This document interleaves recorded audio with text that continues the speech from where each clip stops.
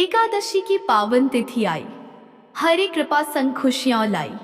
भक्त जो करे सच्चे मन से व्रत, सफल हो जीवन, मिटे सब संकट। एकादशी माता की जय। ग्यारस माता की जय।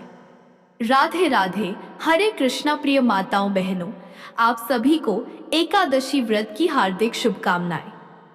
बहनों, आज एकादशी व्रत पर हम आपको सुनाने जा रहे हैं एकादशी माता की दो बहुत ही सुंदर कथाएं।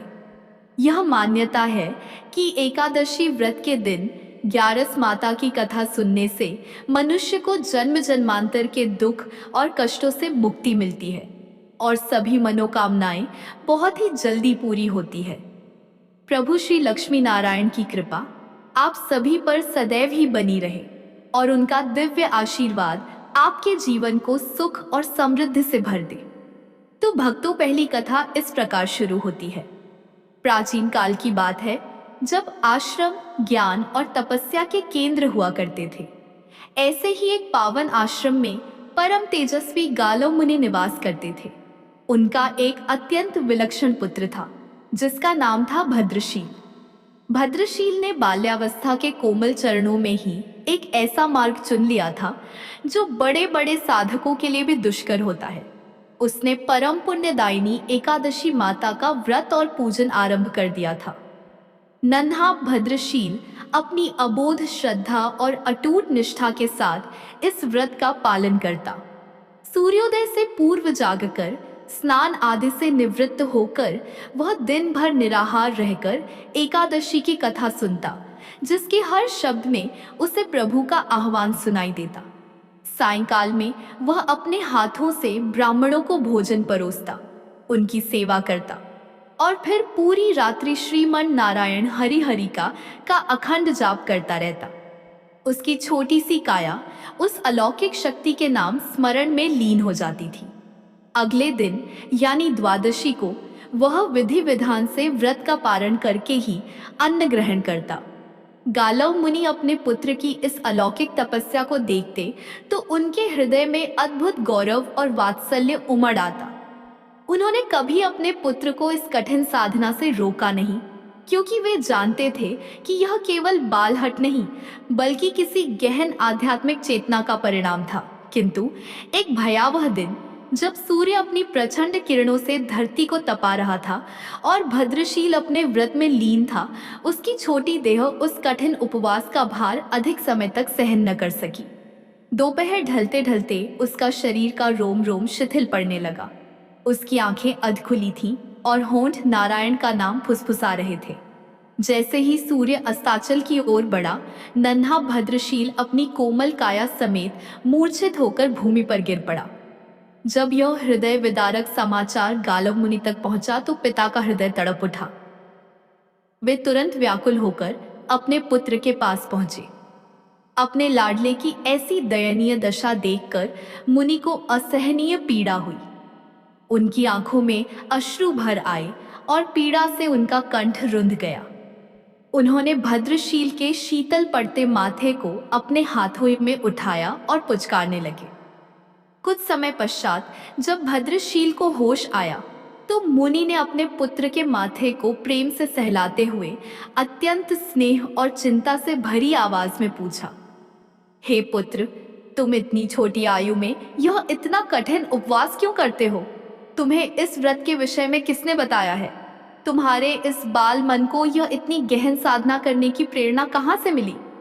भद्रशील ने अपनी अलौकिक ज्ञान से भरी आंखों से पिता की ओर देखा और कहा, पिताश्री, मैं कई जन्मों से इसी प्रकार एकादशी का पुण्य फलदायी उपवास करता आ रहा हूँ। यह केवल इस जन्म की बात नहीं। गालव मुनि आश्चर्यचकित रह गए। यह तो सभी जानते हैं कि सामान्यतः किसी को भी अपना पिछला जन्म याद नहीं रहता। जब तक बालक माँ के गर्भ में होता है तब तक उसे अपने पिछले जन्मों की सभी बातें, उसके कर्म और संस्कार याद रहते हैं। लेकिन बालक का जन्म होने से ठीक पहले ही माया का पर्दा उस स्मृति पर पड़ जाता है और वह सब विस्मृत हो जाता है।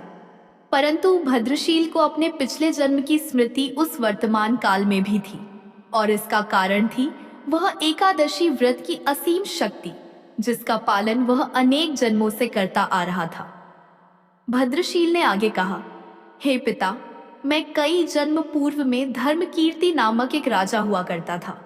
धर्मकीर्ति के रूप में मैं एक अत्यंत क्रूर और निष्ठुर शासक था, जिसके नाम से प्रजा थर थर कांपती थी। न्याय और धर्म उसके लिए केवल शब्द थे, जिनका वह कभी सम्मान नहीं करता था। मैंने अपने जीवन में ऐसा कोई पाप नहीं छोड़ा था जो न किया हो। मेरे हाथों से न जाने कितने निर्दोषों का रक्त बहा था, और राजकोष की संपत्ति मैंने अपने ऐशो आराम पर लुटा दी थी। मेरी प्रजा मुझे घृणा की दृष्टि से देखती थी, क्योंकि मेरे अत्याचारों की कोई सीमा नहीं थी। विरोध करने वालों का आस्थी को मैं निर्ममता से कुचल देता था। इसी प्रकार मेरा पापमय जीवन व्यतीत हो रहा था। एक समय की बात है, एक सुनहरी सुबह राजा धर्मकीर्ति अपनी क्रूरता के प्रतीक अपने सैनिकों के साथ सूर्योदय होने से पहले ही शिकार पर निकला था। उनके हाथों में चमकते भाले थे, तलवारें कमर से बंधी थीं और धनुष कसे हुए थे। गहरे जंगल में घूमते हुए राजा ने एक अत्यंत ही सुंदर और आकर्षक हिरणी को देखा। उसकी चाल में चंचलता थी और आंखों में निर्दोषता। राजा का क्रूर मन उस पर मोहित हो उठा। उसे वह हिरणी किसी भी कीमत पर चाहिए थी। राजा ने तुरंत अपने सैनिकों को उस हिरणी का पीछा करने और उसे चारों ओर से घेरने का आदेश दिया। सैनिकों का हुजूम हिरणी के पीछे लग गया। हिरणी भयभीत होकर अपनी जान बचाने के लिए इधर उधर भागने लगी। जब राजा ने देखा कि हिरणी भागने का हर संभव प्रयास कर रही है, तो उसकी क्रोधित गर्जना पूरे जंगल में गूंज उठी। जो भी सैनिक इस हिरणी को भागने देगा, उसके पूरे परिवार को निर्ममता से मौत के घाट उतार दिया जाएगा। राजा की इस घोषणा ने सैनिकों को भयभीत कर दिया और वे अपनी जान बचाने के लिए और भी तेजी से हिरणी का पीछा करने लगे। एक क्षण को हिरणी ठिठकी। उसकी आंखों में मानवों से भी अधिक करुणा थी। उसने सोचा, ओह बेचारे सैनिक, यदि मैं किसी भी सैनिक के पास से भागी तो यह दुष्ट राजा अवश्य ही उनके निर्दोष परिवारों को मार डालेगा। मैं नहीं चाहती कि मेरे कारण किसी भी निर्दोष प्राणी का अहित हो। यह सोचकर हिरणी ने एक अद्भुत निर्णय लिया। वह किसी सैनिक के पास से भागने के बजाय सीधे राजा धर्मकीर्ति के पास से निकल भागी। यह सब देखकर राजा का क्रोध सातवें आसमान पर पहुंच गया। उसने अकेले ही उस हिरणी का पीछा करना शुरू कर दिया और अंततः खुद को एक घने अंधेरे जंगल के बीच में पाया, जहां सूर्य की किरणें भी मुश्किल से पहुंचती थी। सूर्यास्त होने लगा था और जंगल का अंधेरा और भी गहरा हो रहा था। राजा अकेला, असहाय, एक अदृश्य कारागार में फंसा हुआ था। अब उसे हिरणी कहीं दिखाई नहीं दे रही थी। वह वहां से बाहर आने के लिए दिन भर उस घने जंगल में रास्ता खोजता रहा, परंतु रात्रि के अंधकार और जंगल की जटिलता के कारण उसे कुछ भी समझ नहीं आ रहा था। भूख और प्यास से उसका बुरा हाल था। सुबह महल से जल्दी निकलने के कारण उसने पूरे दिन में कुछ भी नहीं खाया था। पेट भूख से ऐंठ रहा था और गला प्यास से सूख रहा था। चारों ओर से खतरनाक जंगली जानवरों के गुर्राने की आवाजें सुनाई दे रही थीं, जिससे उसका दिल हर पत्तों की सरसराहट पर धड़क उठता था। डर के मारे वह सो भी नहीं पा रहा था। राजा को अब अपने जीवन पर घोर संकट दिखाई दे रहा था। मृत्यु का भय इतना प्रबल हुआ कि उसके पापी मन में बरसों बाद किसी देवता का स्मरण हुआ। भयभीत होकर राजा ने श्री हरि विष्णु से प्रार्थना करना शुरू कर दिया। रात भर डर और पश्चाताप के मिश्रण में वह श्रीमन नारायण हरि हरि का जाप करता रहा। सूर्य उदय होने से ठीक पहले पापों का बोझ ढोते हुए और अज्ञानता में हरि नाम का स्मरण करते हुए राजा धर्मकीर्ति की मृत्यु हो गई। उसके शरीर से प्राण पखेरु उड़ गए। तभी भयंकर रूप वाले यमदूत हाथों में पाश लिए हुए राजा की आत्मा को लेने आए और उसे यमराज के समक्ष ले गए। जब यमराज ने अपने सिंहासन पर बैठे हुए उन यमदूतों से पूछा, तुम लोग इन्हें यहाँ क्यों लाए हो? इनका स्थान तो वैकुंठ में भगवान महाविष्णु के परम धाम में है।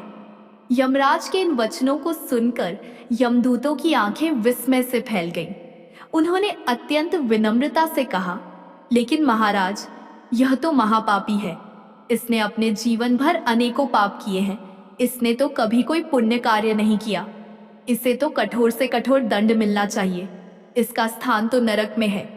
तब धर्मराज यमराज ने शांत स्वर में कहा, नहीं, इसके जो भी पाप कर्म थे वह सब अब चले गए हैं। यह अब पवित्र हो चुका है। इसका रोम रोम शुद्ध हो गया है।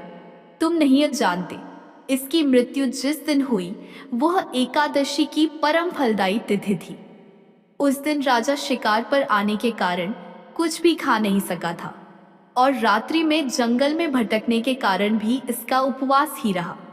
इस प्रकार इसने अनजाने में ही सही पूरे दिन एकादशी का उपवास किया और रात भर जागते हुए मृत्यु के भय से ही सही श्री हरि का स्मरण किया।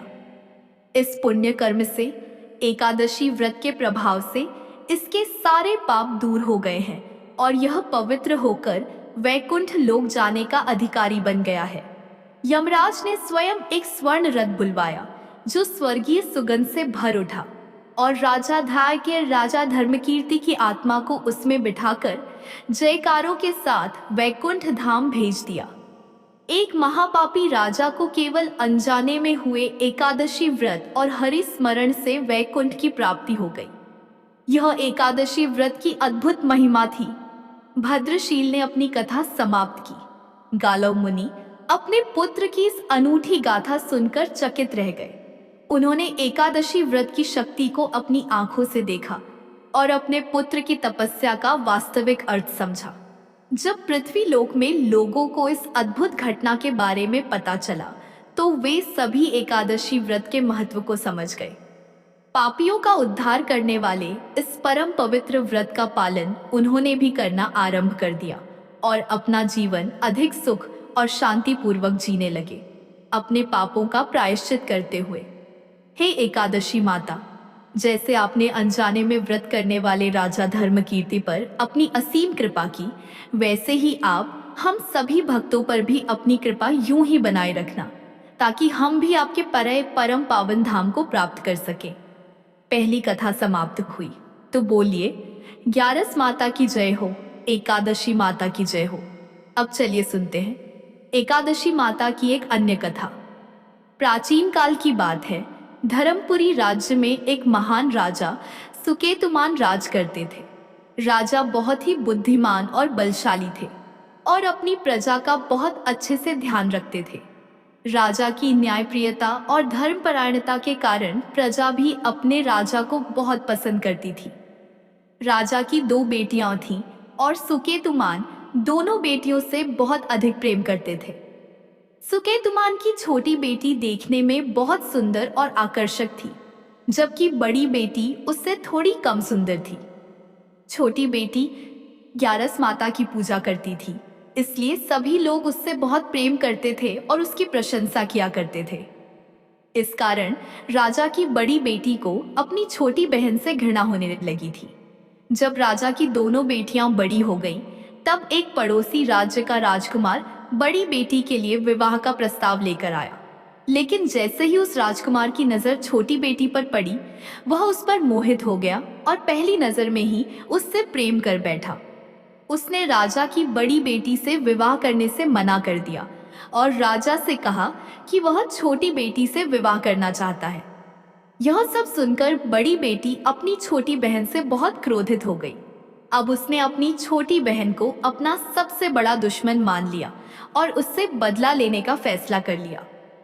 बड़ी बहन ने अपनी छोटी बहन को जान से मारने की योजना बनाई। सबसे पहले उसने एक लड्डू में जहर मिलाकर छोटी बहन को दिया, पर लड्डू खाने के बाद भी उसे कुछ नहीं हुआ।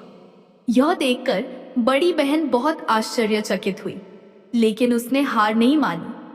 अगली रात जब छोटी बहन अपने कमरे में सो रही थी, तो उसने एक मटके में सांप को रखकर कमरे में छोड़ दिया, पर सांप भी छोटी बहन का कुछ नहीं बिगाड़ पाया।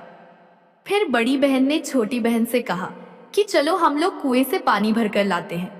पानी भरने के बहाने वह उसे कुएं के पास ले गई और उसे कुएं में धक्का दे दिया। पर तब भी छोटी बहन को कुछ नहीं हुआ, क्योंकि हर बार ग्यारस माता उसकी रक्षा कर रही थी। बड़ी बहन अपने सारे प्रयासों के बाद भी असफल हो रही थी, जिससे वह बहुत क्रोधित होती जा रही थी। तब उसने छोटी बहन के पास जाकर पूछा, मेरी प्यारी बहन, क्या तुम्हें पता है कि भगवान ने सबकी मृत्यु एक निश्चित समय पर लिखी है? क्या तुम जानती हो कि तुम्हारी मृत्यु कैसे होगी? छोटी बहन के मन में कोई छल कपट नहीं था। उसने अपनी बड़ी बहन से कहा, हाँ दीदी, मैं जानती हूँ मेरी मृत्यु कैसे होगी। मेरे प्राण एक तोते में हैं और उस तोते के गले में एक हार है। जब तक कोई व्यक्ति उस तोते को मारकर वह हार अपने गले में पहन लेगा, मैं बेहोश हो जाऊंगी, और जैसे ही वह हार गले से उतारेगा, मैं फिर से जीवित हो जाऊंगी। अपनी छोटी बहन की मृत्यु का राज जानकर बड़ी बहन बहुत खुश हुई और उसने छोटी बहन को मारने के लिए उसके पालतू तोते को ढूंढना शुरू कर दिया। छोटी बहन को इस बात का आभास हो गया था कि कोई उसकी जान लेना चाहता है। वह अपने पिताजी के पास गई और उनसे कहा, पिताजी, मेरी मृत्यु के बाद मुझे जलाइएगा मत, बल्कि आप मुझे अपनी पुरानी हवेली में एक पलंग पर लिटाकर छोड़ दीजिएगा। अपनी छोटी बेटी की यह बात सुनकर राजा बहुत आश्चर्यचकित हुए। राजा ने अपनी छोटी बेटी से पूछा, बेटी, तुम ये सब क्या कह रही हो? 2-3 दिन में तो तुम्हारी शादी है। लेकिन छोटी बेटी ने अपने पिताजी को ऐसा करने के लिए विवश कर दिया और उनसे वचन ले लिया। राजा ने भी अपनी छोटी बेटी की बात स्वीकार कर ली। 2-3 दिनों के बाद जब शादी का समय आया तो राजकुमार बारात लेकर राजा के महल आए। जैसे ही राजा की छोटी बेटी राजकुमार के साथ फेरे लेना शुरू करती है तो उसकी बड़ी बहन उसके कमरे में जाकर तोते को पकड़ लेती है और उसे मार देती है। तोते के गले में जो हार था उसे वह अपने गले में धारण कर लेती है।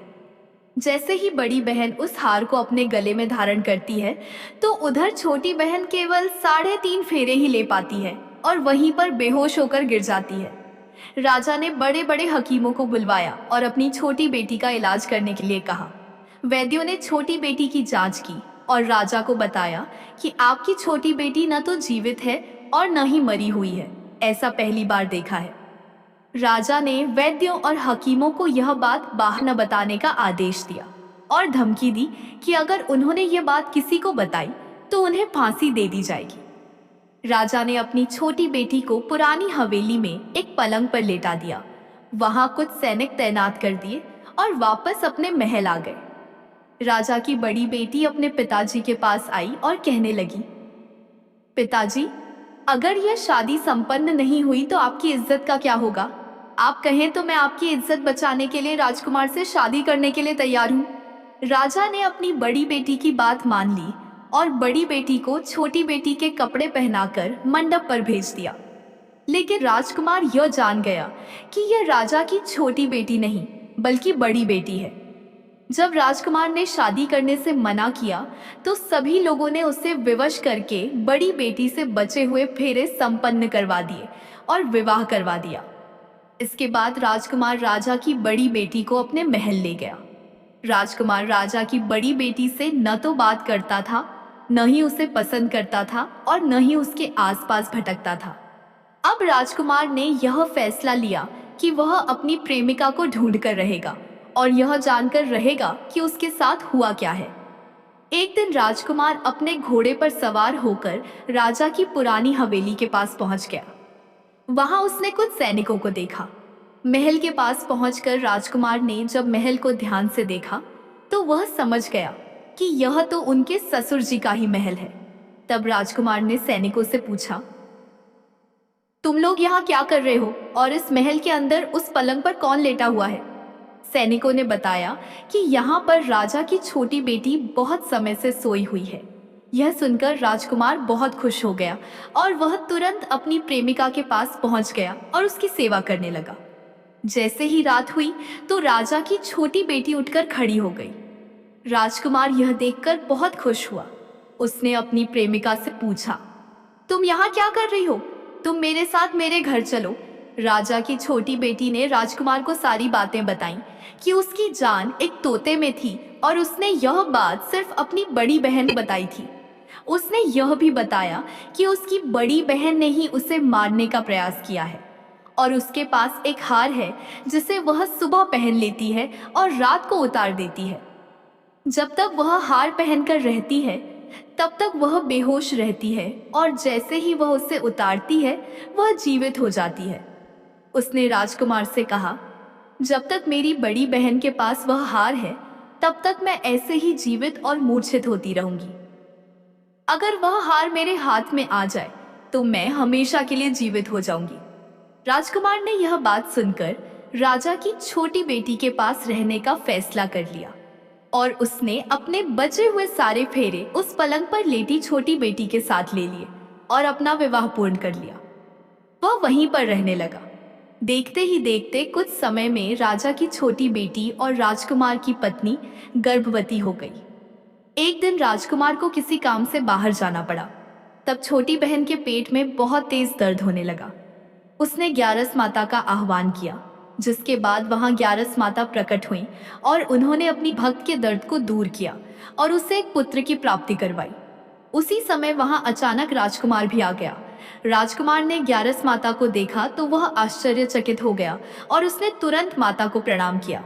ग्यारस माता ने राजकुमार से कहा कि जब तुम्हारा पुत्र 5 वर्ष का हो जाए तो तुम अपनी पत्नी का हार लाकर इसके गले में डाल देना। देखते ही देखते राजकुमार और राजा की छोटी बेटी का पुत्र 5 वर्ष का हो गया। तो राजकुमार अपने बेटे से कहता है, बेटा मैं कुछ काम से बाहर जा रहा हूँ, तुम अपनी माता का ध्यान रखना, और वहां से चला जाता है। राजकुमार को बाहर निकलते देख बड़ी बहन के सैनिक उसे देख लेते हैं और बड़ी बहन को सारी बातें बता देते हैं, जिसके बाद बड़ी बहन अपनी छोटी बहन के पुत्र को वहां से उठवा लेती है और उसे मरवा देती है और उसके 2 टुकड़े करवा देती है। पहला टुकड़ा चक्की के पास छुपा देती है और दूसरा टुकड़ा अपने पलंग के नीचे रख लेती है। अब ग्यारस माता एक भिखारिन का रूप लेकर उसकी बड़ी बहन के दरवाजे पर आती है और भिक्षा मांगने लगती है। बड़ी बहन अपने नौकरों से कहती हैं कि जाकर भिक्षा दे दो, लेकिन माता उन्हें मना कर देती है और कहती हैं कि मैं तुम्हारी महारानी से ही भिक्षा लूंगी। जिसके बाद बड़ी बहन स्वयं ही भिक्षा देने के लिए माता के पास आती है। उधर माता एक बिल्ली का रूप लेकर उसके कमरे में चली जाती है और वहां छोटी बेटी के पुत्र के दोनों टुकड़ों को आपस में जोड़ देती है और उसे जीवित कर देती है। फिर वह उसे लेकर वहां से चली जाती है और राजकुमार को सौंप देती है। राजकुमार अपने बेटे को लेकर अपनी बड़ी पत्नी के पास जाता है और कहता है, तुम इसका ध्यान रखना। अगर तुम इस बच्चे का अच्छे से ध्यान रखोगी तो मैं तुमसे बात करूंगा। इसी प्रकार एक दिन राजकुमार अपने बच्चे से कहता है कि तुम माता से उनके गले का हार मांग लो। जिसके बाद राजकुमार का बेटा अपनी माँ के पास जाता है और कहता है, माता मुझे तुम्हारा हार चाहिए जो तुमने गले में पहन रखा है। यह सुनकर पहले तो बड़ी बहन बहुत क्रोधित होती है, पर उसे यह याद आता है कि राजकुमार ने कहा था कि अगर वह इस बच्चे का ध्यान अच्छे से रखेगी तो वह उससे बात करेंगे। इस कारण वह हार उस बच्चे को दे देती है। वह बच्चा तुरंत ही उस हार को लेकर अपने पिताजी को दे देता है और तभी राजकुमार अपने बेटे को लेकर वहां से जाने लगता है और अपनी पत्नी से कहता है कि तुम हमारे लिए खाना बनाकर रखना, मैं शाम को आकर तुम्हारे साथ खाऊंगा। वह अपने बेटे को लेकर वहां से चला जाता है। जिसके बाद वह राजा के पास जाता है और उनको सारी बातें बता देता है। राजा अपनी बड़ी बेटी के इन कटु कर्मों को सुनकर बहुत क्रोधित होते हैं और उसे सजा सुनाते हैं। वह अपनी परवरिश पर ही दोष देने लगते हैं और राजकुमार को अपनी छोटी बेटी के साथ रहने का आदेश देते हैं। इस प्रकार कथा समाप्त हुई। प्रेम से बोलिए एकादशी माता की जय, ग्यारस माता की जय।